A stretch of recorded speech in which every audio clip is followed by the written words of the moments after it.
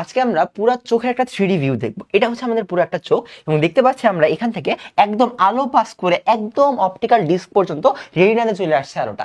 আজকে আমরা এই পুরো প্যাসেজটা সম্পর্কে জানবো যে কিভাবে আলো আসলে প্রবেশ করে। প্রথমে আমরা একদম এই চোখের একদম শুরুতে আমরা দেখতে পাচ্ছি একটা স্বচ্ছ অঞ্চল, তাই না? একটা স্বচ্ছ অঞ্চল। এই স্বচ্ছ অঞ্চলটাকে আমরা বলছি কর্নিয়া। এবং তারপর আমরা কি দেখতে পাচ্ছি? তারপরে আমরা দেখতে পাচ্ছি এই যে এই পাশটাতে একটা কর্নিয়ার মাঝখানে একটা কালো অঞ্চল আছে যাকে আমরা বলতেছি আইরিশ, এবং এর মাঝখানে একটা ছোট ছিদ্র আছে, তাই না?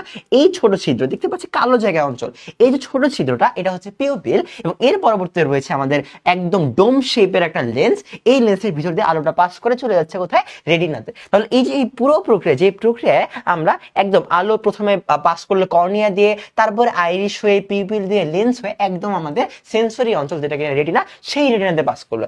এই প্রক্রিয়াতে কিন্তু আমাদের বডিতে একটা আলোর রিফ্লেকশন চলে আসে এবং এই রিফ্লেকশনটা আমাদের বডিতে পাস করে। তাহলে এই জিনিসে আমরা যদি স্তর গণনা করি, এটি আমাদের স্ক্লেরা, তারপরে রয়েছে আমাদের করোগেড স্তর, এবং লাস্ট স্তরটা হচ্ছে আমাদের রেটিনা স্তর। ঠিক এভাবে কিন্তু আমাদের দেখে আমাদের চোখে আলো রিফ্লেকশন হয়। Thank you so much.